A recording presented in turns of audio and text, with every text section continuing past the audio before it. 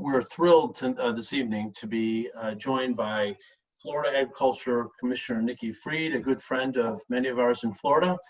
She's the only statewide elected officer and is just doing a tremendous job and is just representing not only her professional office extremely well, but our Jewish community. She has all the great roots in our Jewish community. And we're going to hear from her about how it is to run for statewide office in a state like Florida. And of course, hopefully many of you will be listening very intently on how she did it, because we're expecting many of you down the road to also take up the opportunity in your states, and we look forward to partnering with you as well. We also are going to be joined by a candidate for Senate, U.S. Senate, Jon Ossoff in the state of Georgia. Jon is a wonderful candidate, doing a great job, has a tremendous opportunity to be one of two Democrat senators that can help tilt the balance in the state of Georgia. So we're extremely excited to hear about his experience in running in a state like Georgia, which is sort of a state that's turning very, very competitive. We saw it with Stacey Abrams in the last election, and we're going to see it again, hopefully with excellent results in our U.S. Senate race and the Electoral College as well for Georgia. I just want to take one more minute before I turn it over to our fellow Josh Iger, who's going to take over this conversation, and just tell you how important it is for you to be involved in this election. I know you're here because you already understand the gravity of what's in front of you, and those of us who served in office, I've served in Congress and state legislature for 18 years, we've been through many election cycles, and every time we always have a tendency to say, this is the most important election of our lifetime. You know, every time there's a president, whether it's Barack Obama or no matter who it's been in the past. Well, I don't have to tell you this, but this is a tipping point for this country. I would have never expected a couple of years ago, 5-10 years ago, to think that we had a president who's been behaving the way he has on a personal level, failing the way he has failed so spectacularly around the world in creating strength and a positive image for the United States, and particularly at home, and with the COVID virus and a whole lot of other things. We as a Jewish community understand the values of being Jewish and being an example to others. We work with other communities around the country and around the world in showing what is a great way of living life, of taking care of people, and it takes a village, if you will, to use Hillary Clinton's term. But it really is a moment that every vote is going to be important, and all the swing states literally will come down to the end. Donald Trump is setting this thing up for trying to win no matter what happens, and we're not going to let that happen, but it's only going to be there not by wishing and hoping, but by really doing everything we can to make sure every single vote is in and counted. And depending on the states, there's different ways to vote, but we are really counting on you to spread the word, to take it upon yourselves, and take your initiative by being here today and finding 10 friends to do the same thing and spread the word and make sure, whether it's absentee or early or otherwise, that the votes are in, they're counted, and every vote is important, and people know that this is not just a time to say, oh, my vote doesn't count or it really doesn't matter. It really does, and it's going to be that kind of election. So I want to thank you for being here. Learn more about JDCA. Go to our website, www.jewishdem's.org. Sign up, listen in, contribute if you can, of course. But not only your time, but if you have resources, you can contribute at whatever level. It's appreciated as well. But most importantly, we're down to the last couple of months here, and this is it. It's the real time to take a lead and be a Jewish leader and be a great American as well. So with that, I'm going to turn it over to Josh. And again, thank you for being here. Thank you so much, Ron. Thank you for everything you've done, and I really look forward to continuing to work with you through the election. My name is Josh Iger. I am a third-year student at the University of Virginia, and I've been involved with JDCA since the past spring semester and through the summer. One of the reasons I really love doing work for JDCA and being a part of this organization is because it gives me a platform to use my Jewish values in a way that's really effectual and valid in a political environment with swing states specifically. So I'm from New Jersey. I go to school in Virginia, and JDCA gives me the opportunity to work and call into swing states and really have an impact on what we know is the most important election of our lifetime, as Ron said. Every day I think about my grandmother, my 90-year-old grandmother. Sorry, she'd be very mad at me, 90 and a half. 100-year-old grandmother at home in New Jersey. And I think about how our president knew that there was a pandemic coming and that it was going to be very dangerous and actively lied to us about it for months. And when I hear things like that, the only thing that makes me feel better is that I can go and make calls for JDCA. And when he says something like that, I can then go and spend my time to make sure that I don't have to live another 4 years of that. And I'd like to thank you all for coming to be a part of that mission. I hope you share the really dire feeling that we cannot go through another 4 years of this. And yes, so thank you so much for coming. I'm now going to hand it over to Annabelle Weinbach, JDCA's Outreach Associate. Hi, everyone. I'm Annabelle. Thanks, Josh. I now work on JDA's staff, but I first was involved as the University of Michigan's campus fellow, and I know that firsthand the challenges of getting out the vote on campus, and I'm excited to introduce two guest speakers to talk about mobilizing young Jewish voters and the unique challenges presented by the pandemic and about their experiences running for office as young Jews. Jon Ossoff is a Georgia native, media executive, and investigative journalist. Under his leadership, the TV production company Insight produced investigations of war crimes, corruptions, and human rights abuses around the world. In 2017, Jon was the Democratic nominee in the special election for Georgia's 6th district, the biggest congressional race in American history, which he narrowly lost by only 3% after mobilizing the strongest Democratic special election turnout in over a decade. He doubled the youth turnout from the 2014 midterm and produced the highest turnout for a standalone House special election of all time. He has the endorsement of late Congressman John Lewis and others, and he's challenging Republican Senator David Perdue in 2020 for the US Senate seat in Georgia. The race is rated by Cook Political Report as a toss-up, so it's really one of Democrats' most promising opportunities to flip a Senate seat this November. I'm also thrilled to welcome my fellow Floridian, Florida Commissioner of Agriculture and Consumer Services, Nikki Fried. After receiving her bachelor's, master's, and law degrees from the University of Florida, where she served as student body president, Commissioner Fried spent her early career defending homeowners against foreclosure, advocating for at-risk children, and expanding patient access to medical marijuana. In 2018, after a successful run for Florida Agriculture Commissioner, Fried became the only statewide elected Democrat in Florida and the first Jewish woman ever elected to statewide office in the state. Thank you both for joining us. I'll now turn it over to Mr. Ossoff, and then we'll go to you, Commissioner Fried, and then they'll each take some questions. And you can all send your questions in the Zoom chat box. Over to you, Mr. Ossoff.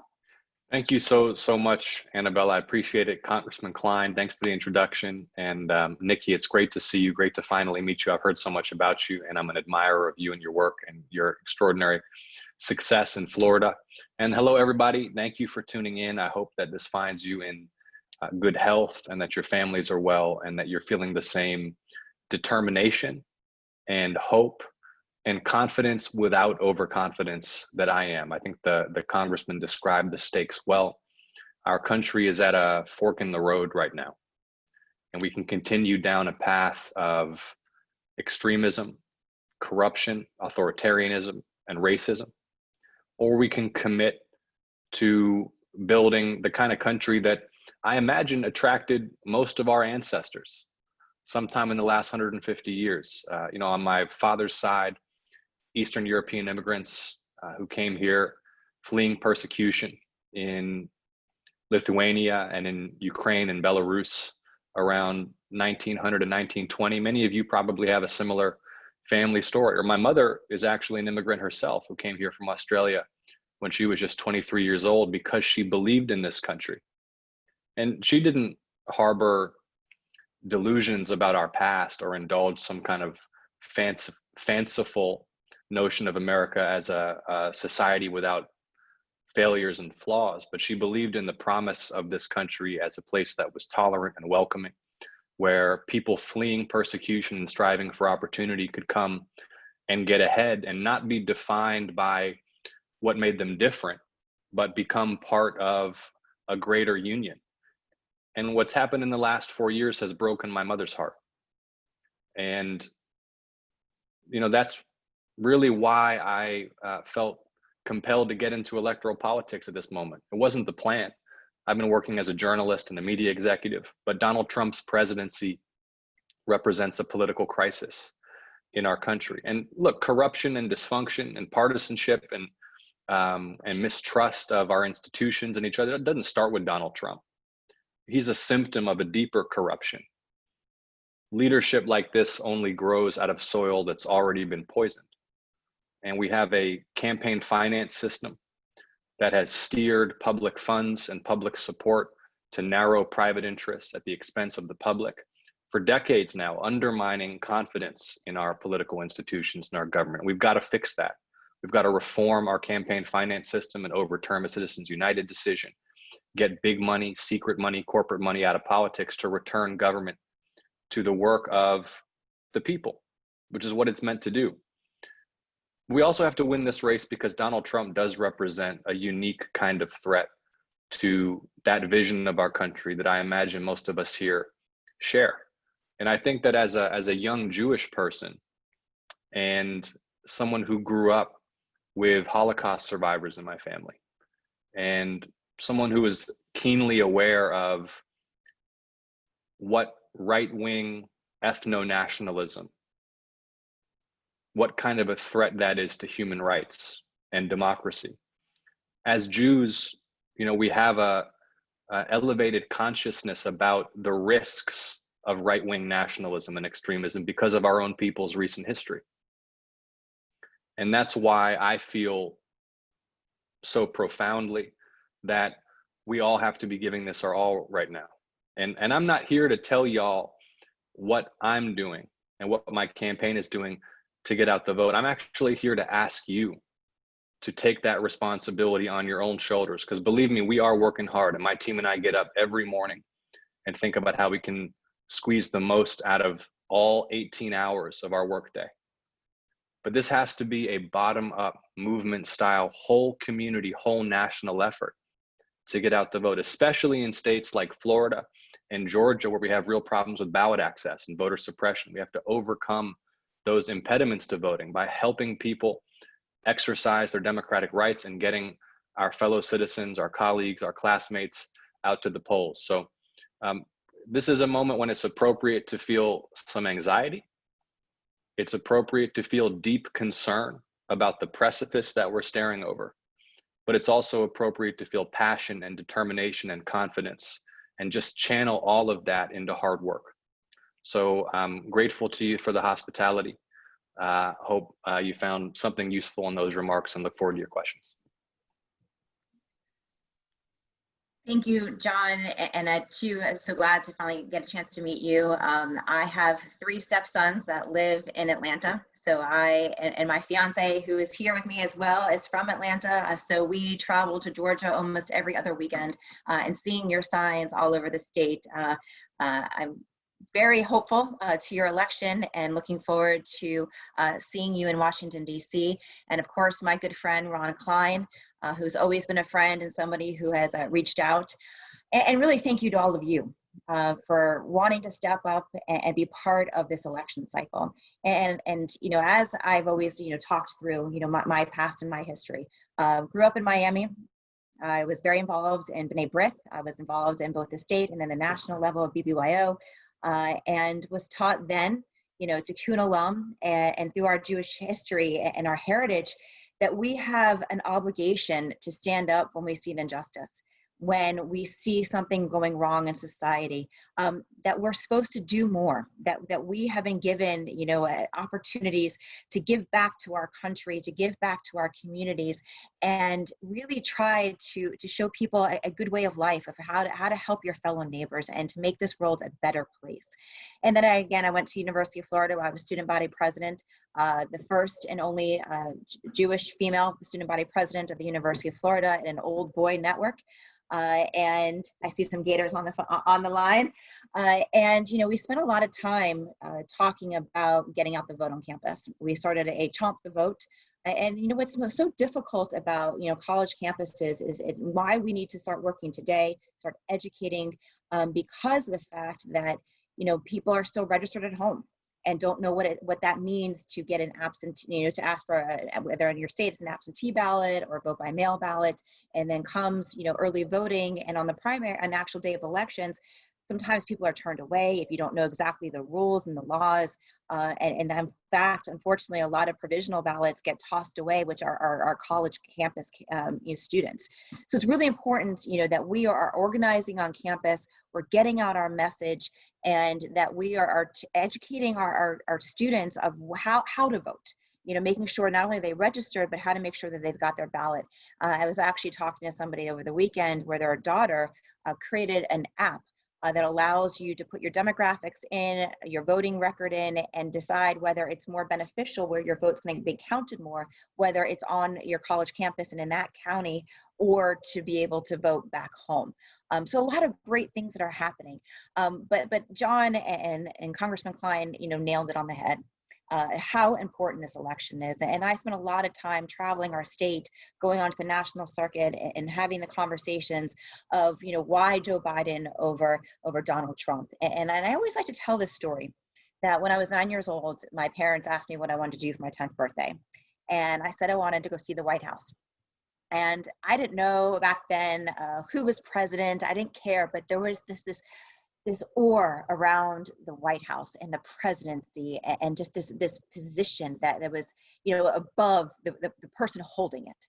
And what we have seen in the last 4 years is everything that we hold true as Americans, him completely dismantling it. Having no respect for the rule of law, having no respect for our military and our families, have no respect for the people that are living in our country. And the Woodward, interviews that came out yesterday, you can see what a narcissistic individual that we are dealing with in the White House, and somebody who believes that he is above the law, somebody who doesn't understand what it means to really take care of the hardworking, Americans across our country, that keeps talking about, the economy is great and it's fantastic and it's the best it's ever been. Well, yeah, the stock market hasn't plummeted, but we all know that the stock market is not a depiction of what is happening in our country, that 16 million Americans are unemployed, that you've got families who don't know where their next meal is coming from. You've got parents that are petrified about putting their kids back into school. You've got teachers who are afraid to go back into the classroom. And Josh, I share your story. My 90-year-old grandmother lives down in Delray. And I remember having the conversation with her in March and saying, Grandma, please make sure that you're taking care of yourself. And she's like, Nick, I am 90 years old. I've got the best DNA in the world. I'm going to be just fine. And having to say to her, Grandma, you got to stay home. You got to stay home, because if it's a choice between you and a 35-year-old who needs a ventilator, I'm not going to be able to save you. And having that conversation, and a month later, I was speaking to her and I said, Grandma, you're the oldest person I know. She's like, I'm the oldest person I know. And I said, what is it that you are seeing? You've seen, Great Depression, you've seen wars, you've seen presidents come and go. What are you seeing? And what are you feeling out there? And she's like, I'm scared. She's like, I've never seen this before, that a president who doesn't believe that his role is to lead and to be inspirational in a time of crisis, stand up and be that role model for the country, regardless of Democrat, Republican, Independent, people that are, newly immigrants here in our country. You're president of the entire United States. And Donald Trump just never understood that. Instead, he is, and if anybody has seen the movies Wag the Dog or Our Brand is Crisis, I believe that his playbook is coming right from those movies, that he is trying to instill fear and divisiveness into our streets. And I was actually in a Twitter war over the weekend with one of our members of Congress, who was trying to defend the president and said that, that the best way that the president has been able to protect our troops is by not creating any new wars. And my response back was, what about the war that's happening on our own territory, here on American soil? And that all of the hard work and the lives that have been lost for fighting for our democracy, fighting for our institutions, what happened to that war that he is raging on our own American soil and into our own communities? And that is what's happening. And that is the choice that we have in November. It is to put somebody back into the White House who doesn't respect the institutions, doesn't respect the history, and certainly doesn't understand the systemic racism that is happening and that has happened in our country. Instead, we've got an opportunity to put Joe Biden and Kamala Harris, first woman of color as Vice President of the United States, first female Vice President of the United States. And it's such a stark contrast between those two types of administrations.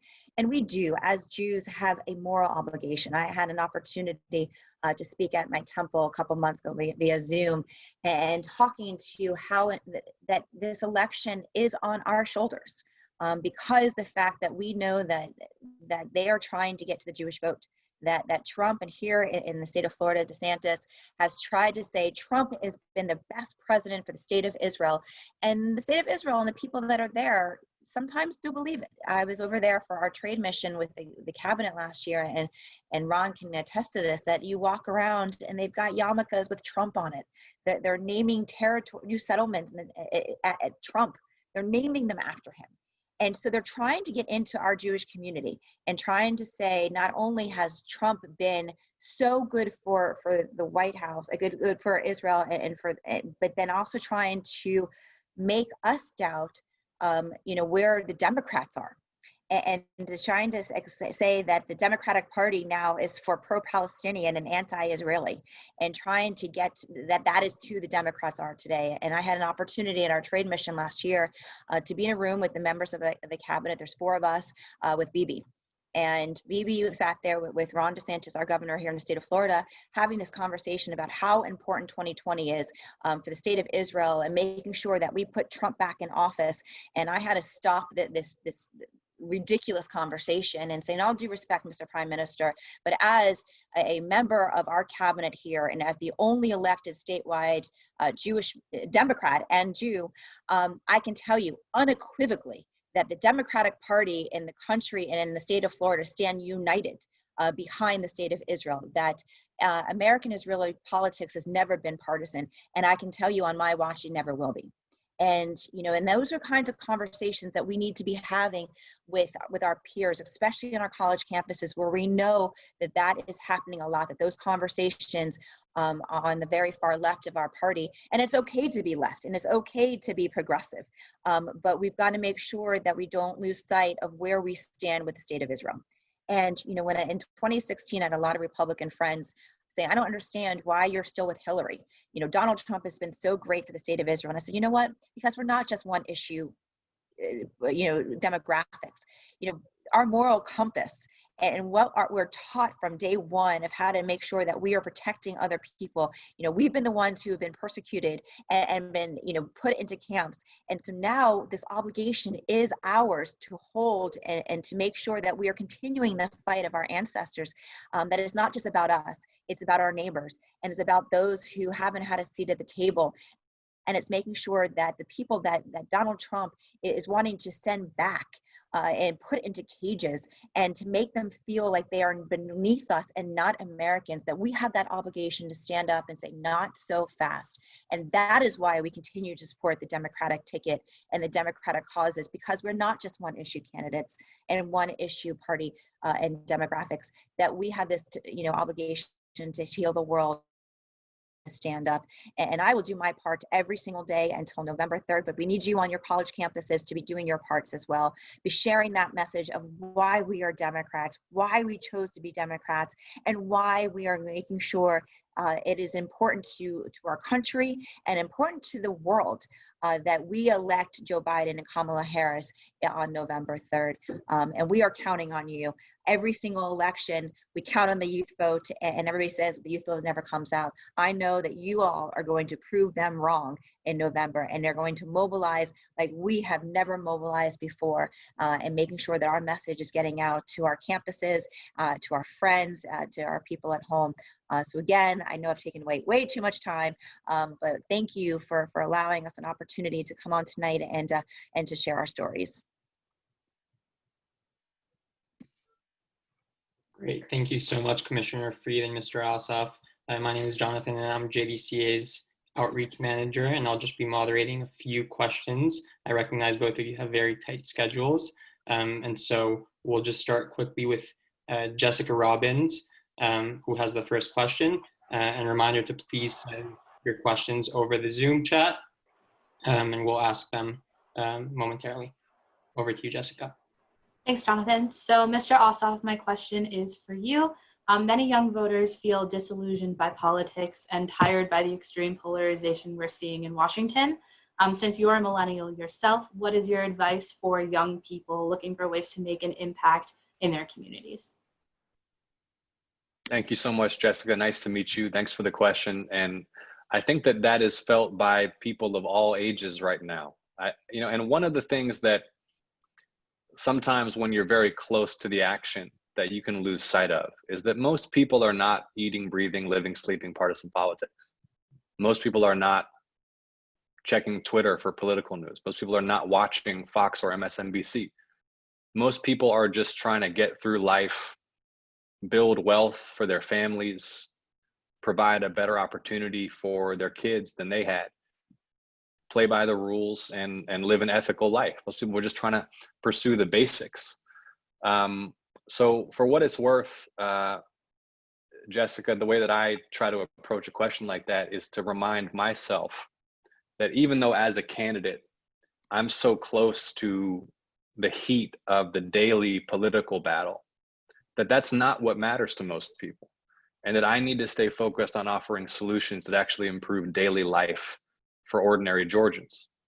That's why I focus on how we can reduce the cost of prescription drugs, how we can make it easier to get great health insurance, how we can build new health clinics in places that don't have them and hire more doctors and nurses to treat people, and how we can invest in infrastructure and clean energy so that we have a higher quality of life and more jobs and a sustainable economy.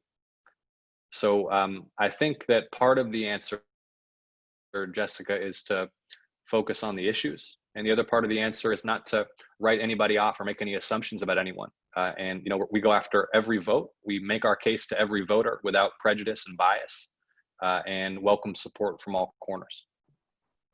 Great, thank you. Thank you, Mr. Ossoff. And now I'll turn it over to our organizing fellow from the University of Florida, Hope, for our next question. Hi, Commissioner Freed. My question is for you. And yes, I go to the University of Florida, so go Gators. And the polls in Florida are super close and showing that it's just going to be a very close election. And there are over 16,000 Jewish college students in Florida alone. So I was wondering how we can make sure that this crucial voting bloc is turning out to vote in the midst of this pandemic. Thank you for that question, and definitely go Gators. And this election is going to be close. And even if anybody tells you otherwise, they don't know Florida politics. As somebody who won out of 8 million votes cast in 2018, only winning by 753 votes, I still have PTSD from recounts from 2018. So it's going to be close. And so we need every vote. And so how you talk about, invigorating the youth vote is you kind of look at what are the issues that are impacting their lives today. What are some things that are key issues to get them to the votes and to the polls? And so you talk through making sure that there is a workforce that is ready for them once they leave college, and you sort of can talk through what Joe Biden plans to do to make sure that there is money that's going back into our working and middle class and not necessarily our corporations and the top 1%ers. Talking even about marijuana reform. That's a big issue that is very important to me and very important to the youth vote. Also, as John also mentioned, talking about energy reforms. If you see the Joe Biden platform on energy changes and what he wants to do for renewables and expansions of solar and the reduction of our carbon footprint across the entire country, and you start talking through the issues that matter. And I think even to the previous question, talking about why people are so disenfranchised, because they see that the candidates come to them asking for their vote, and everybody gets all excited and gets organized, and then we get into office and then we forget the people that helped get us there. And so I have also suggested and recommended to the people that I'm talking to on the national level is that, when we win a majority in both the Senate and the House and have the White House, which would be such a wonderful, wonderful day, is that we make sure that on day one, we are starting to have immediate victories. that we are living up to the platforms that we have promised, that we are making sure that whether new Green Deal, some deal, to make sure that we are impacting the environmental issues. And so making sure that those issues that are in the forefront of so many of our college students' mind, making sure they've got affordable housing because once they get out of college and they're not, having to go home, making sure that the workforce is there ready for them, and to make sure that the issues that are important to them, which is social justice reform and criminal justice reform. And you look at these two presidents and two individuals, and you see the stark contrast between their platforms and what is important. And the issues that are important to our youth vote, especially those that are in our college campuses, are the issues that Joe Biden is talking about.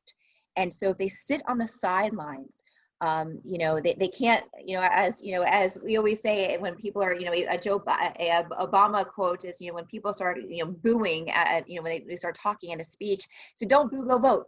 And that is the only way that you truly can make an impact in the outcome of the elections. And because every vote counts and matters and is going to be close, and I keep trying to heed some caution to people that say we're going to hear the results on November 3rd.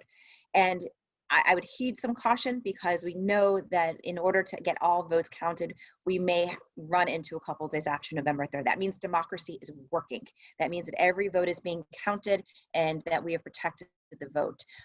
But in order to get the youth excited is to make sure that the candidates that are talking to them and are saying, look, we've got an opportunity to really make a difference in our country and our states. And not only just about the White House, but we got a lot of really important down ballot races. And so it's not just the White House, it's making sure we send more people to our members of our House and our legislature and to our school boards and our county and city commissions, that the impact is even on the local level. And so it is so important that we vote because redistricting is also this year. And so if we are not getting majorities in our chambers, we potentially are putting us back another 10 years of being counted out as a majority in at least in the Florida congressional and the Florida delegations.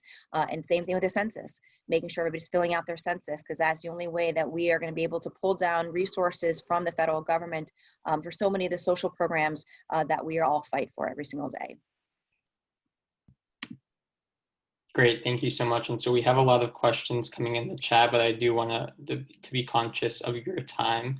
So please let me know once to cut off the questions, but I'll just go with one more from Blake in Arizona. So I'll turn it over to you, Blake, if you'd like to ask it yourself.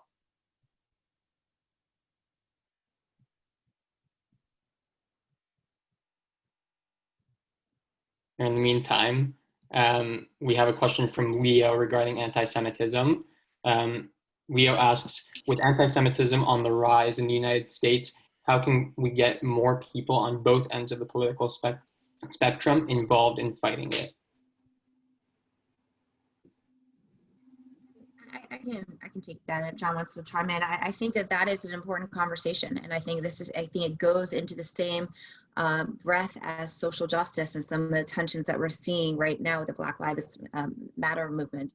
And I think that is important because these are not Democrat or Republican issues; these are human issues. And so we can start pulling together people on both sides and start having that dialogue, and that on both sides of the aisle, shoot it down and say, this is not how we operate here in our country. And you start having those dialogues and bring everybody together is where you start. And even our most conservative aspects of our states, here is our panhandle and our rural communities, which is certainly interesting as the ag commissioner. That's kind of, those are my peeps. And so I get to go into those communities and have very frank conversations about and things that we can relate to. The environment and conservation and productivity, and making sure that we are buying local, and so you kind of have to break down some walls too on some of those conversations and really see how we as people can relate and try to educate, because I think a vast majority, as we all know, of anti-Semitism is because of ignorance. And so having those conversations, those dialogues, and going into the heart of where anti-Semitism may be coming from, and having just real conversations and finding ways to relate to one another, and getting backers that are members of whether it's Congress or other leaders in those communities to reach out out their arms and really bring people together. Great, thank you. And I just want to note that Mr. Ossoff had to hop off. And so we'll wrap up with a final question from Blake. And if you do have questions for Mr. Ossoff, he indicated to please continue sending them, and we will respond with his answers via email. And so Blake, over to you for the last question. Yeah, of course. Hi, Ms. Freed. Thank you so much for being here with us. I'm a really huge fan, and I really thank you for all the work you've done and are doing for the community. I have a specific question because I'm a college student and I consider myself an activist, both for Israel and also for progressive, democratic, liberal, like whatever the buzzword is, issues. And I, you know, a lot of young Jewish progressives run into a lot of problems when they're, you know, on campus, because we're being told that we can't support Israel, or we can't, you know, stay true to all of our Jewish identity and still advocate for, you know, the issues that we stand for as Democrats and as progressives, like, you know, universal health care and like climate change advocacy and like, you know, reproductive justice and all of that. So I guess my question would be, how do we combat, you know, how do we effectively make a space, you know, for being our 100% authentic selves in this movement and in this fight, you know, to not only elect Joe Biden, but to also elect Democrats everywhere and to get progressive change really, really on the ballot in this country, while still staying true to our commitment to supporting Israel and making sure that Israel is the best country it could be, with also more progressive reforms over there as well. Thanks, Blake, for that question, and certainly nice to meet you. It's a great question, and you know, I went to APAC last year, and you know, I hadn't gone since college, and you know, was getting a lot of, you know, as the only Democrat, and you're getting the same kind of conversations, you know, because I'm socially liberal, but I'm also fiscally responsible, and so trying and going to APAC. And hearing kind of people that were, you know, doing during APAC last year in policy conference and saying, well, how can you be supporting Israel? And, you know, and I did a lot of tweeting, and I did a lot of Facebook Lives from APAC, and tried to explain, yes, is just like every other country, nobody's perfect.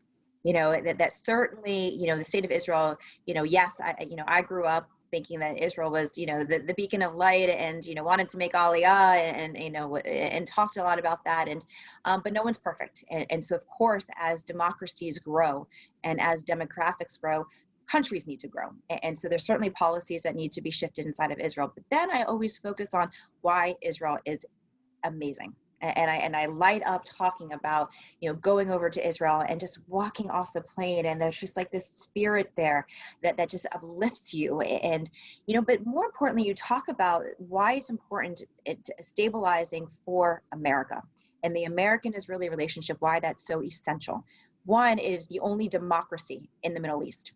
And it is part of our national security to make sure that we've got great relationships going back and forth, that the military of Israel and America, you know, we share, you know, equipment, we share training, and my God, when the time comes that I need my own special forces to, you know, I don't have detail yet, but it's coming soon. I want my Mossad agents. So, you know, and so you talk about, you know, not only the national security, but then you also talk about what Israel has been able to do. They have been able to revamp and reinvent itself.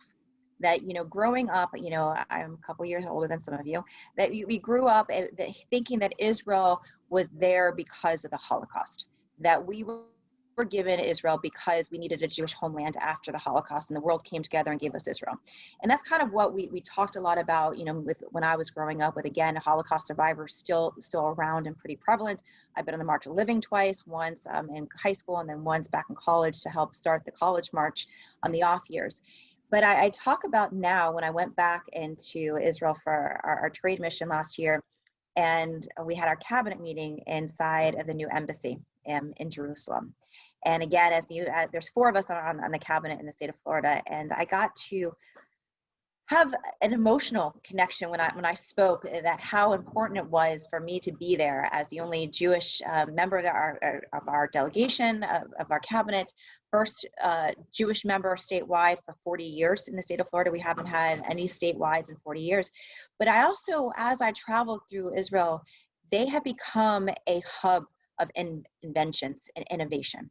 Look what they've been able to do on science, on medicine, on space, on agriculture. They are, I mean, the fact that they have been able to create a fertile land and be able to out of a desert. And some of the innovation on medical advancements and some of those aspects make it so necessary of taking the ball forward on so many of these different types of research. And I spent, like I said, about 3 days before the rest of the delegation got there, meeting with about 40 to 70 different companies. That was everything from innovation in agriculture, water conservation, environmental issues, blue-green algae, cleaning up, to medical marijuana companies. I mean, the advancements that they've made in the medical marijuana research itself they're at least 20 years advanced to where we are here in the States. And so you talk about some of those aspects and why Israel is such a special place, not only because it's our homeland, but more importantly, because of our national security that we need in the Middle East, and because of what they've been able to do in reinventing and really becoming the startup capital of the world. And the startup capital isn't just for Jews.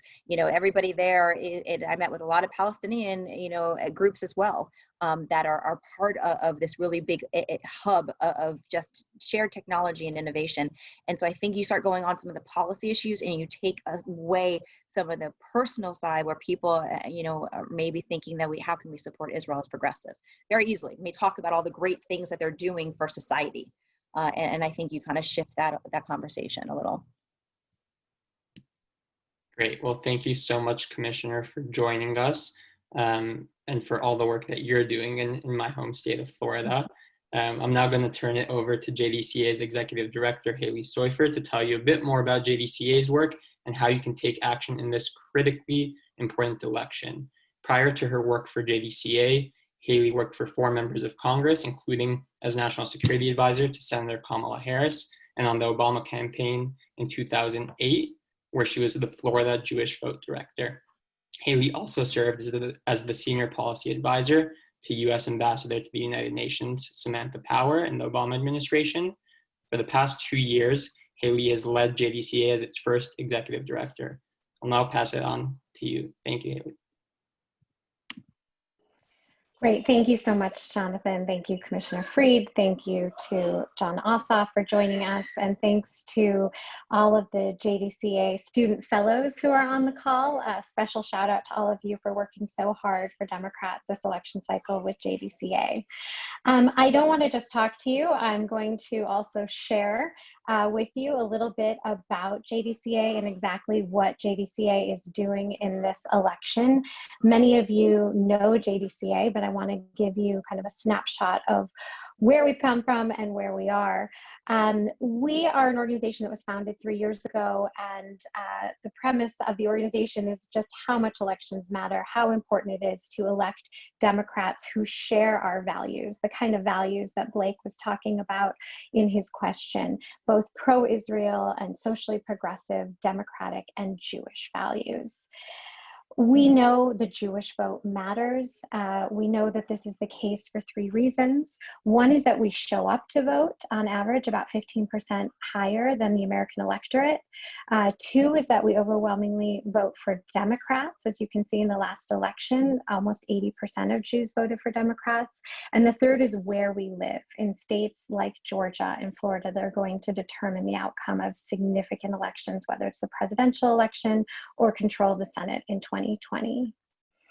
We also know that there is a trend that despite what Donald Trump may say, Jews are increasingly leaving the Republican Party and supporting Democrats. If you compare this number from 2014 of 66% of Jews supporting Democrats to 2019, 79%, you can see this increase. Why is that?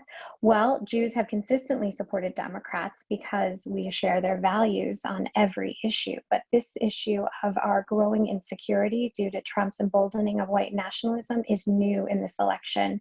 We know that nearly 3/4 of our community feel less secure than they did in the past, and over half of us blame Donald Trump for that. And if you just look at his own words, you can see why that is, whether it's calling the neo-Nazis who march in Charlottesville very fine people, or the Michigan militia who stormed the state capitol in Michigan earlier this year, very good people. He has emboldened extremism.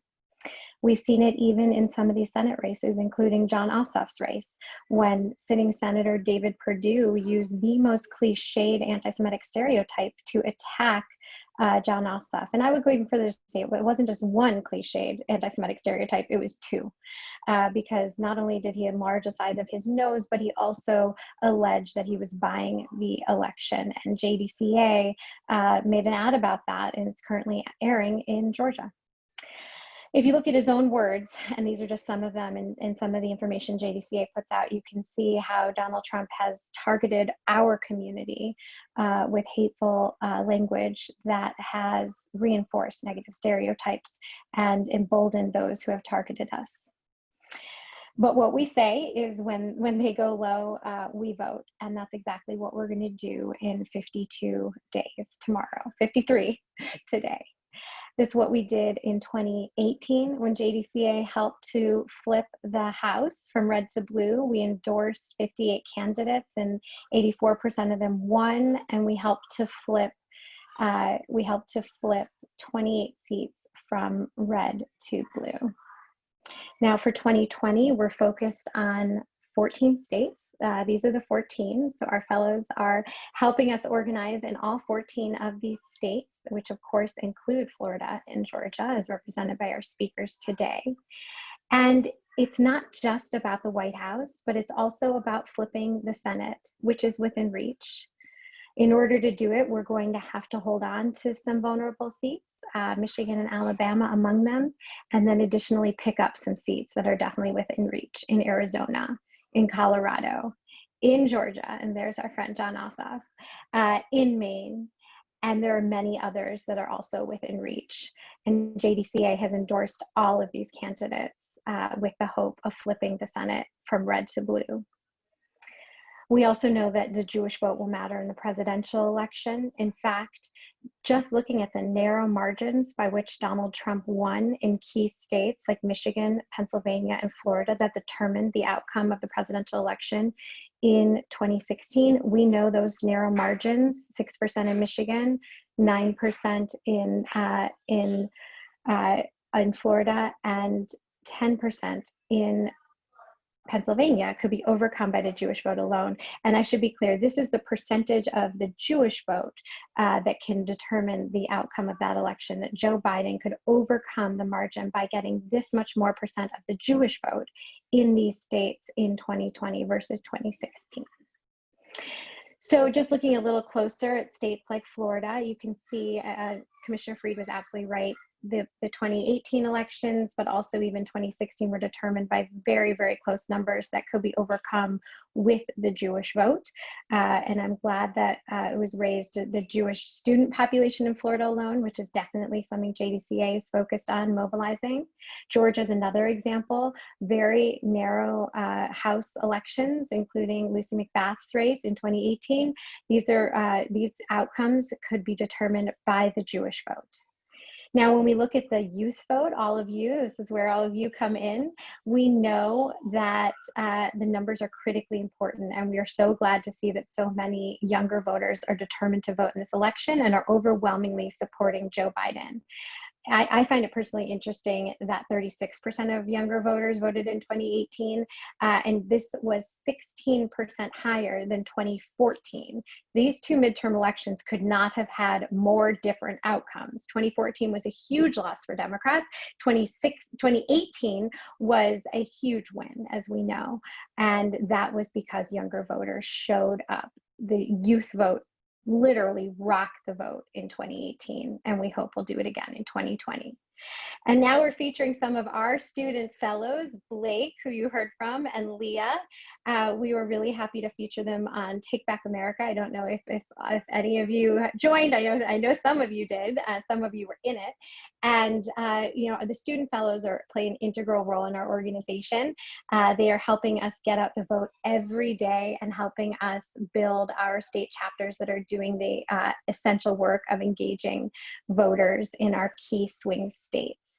Now, we can't go door to door in this election. We're going computer to computer and phone to phone. We're calling it the virtual schlep. Maybe some of you don't remember the great schlep of 2008. This is our spin on it 12 years later. But this is the way that we are engaging voters, and it's working. And we're going to keep doing it every day for the next 8.5 weeks. So just to put a finer point on it, we are organizing in key swing states with all of you. We have over 30 campus fellows, almost 30 campus fellows, soon to be more than 30 campus fellows. We are targeting voters that can to vote early, to vote absentee, to of course vote safely, and to ensure their ballot is counted. And we have ads in all the key swing states. We are targeting voters digitally where we know they consume information, which is online. In conclusion, I will just share a brief story about some PTSD. Nikki Fried mentioned some PTSD from recounts that she's been through. I think we all might have our own version of it from 2016. And I think one of the reasons that 2016 was so hard for us all to accept was that it was just so hard to imagine that Donald Trump could actually win that election. Even he didn't think he could win. So some of us may have stayed home. Perhaps you know someone who didn't vote in 2016 because they thought Hillary Clinton would win anyway. Well, now we know exactly what a Trump presidency looks like, and it's even worse than we could have imagined. One can only imagine that a second term mandate, he would be even more, his policies would even be a more betrayal of our values, and it would be even more a threat to our community and to the issues that we hold dear. So we need to, with that determination, with the insight of knowing what inaction looks like or not enough action from 2016, do everything we can to ensure that we wake up on November 4th to this headline. And I think it helps to see what it looks like. This one, and this one, and this one. So we may never have PTSD again. Let's do everything we can to get out the vote, driven not just by our partisan politics, but by our values, because we are Democrats because of our Jewish values, and we will be successful because of all of you. So thank you. Thank you so much, Haley. And just to close, want to make sure that everyone goes to www.jewishdems.org. We are mobilizing Jewish voters in the states where the Jewish vote can make the greatest impact. Tonight alone, we'll be calling into Florida, North Carolina, and Arizona, and ensuring that the Jewish community there is mobilizing and getting ready to vote early this election, especially given the concerns around voting this cycle. So please be sure to check out the website, join our volunteer opportunities. If you can, we have them every single day of the week, with the exception of Saturdays. And we appreciate everyone for joining today, along with Commissioner Fried, Jon Ossoff, Ron, and all of our incredible organizing fellows who really are mobilizing Jews across the country. So thank you all so much for joining us. We truly appreciate it and hope to have you involved with us over the next 53 days. This is too important to stay on the sidelines, and so we really hope to see you in the near future as we mobilize the Jewish vote this election. Thank you all. Thank you.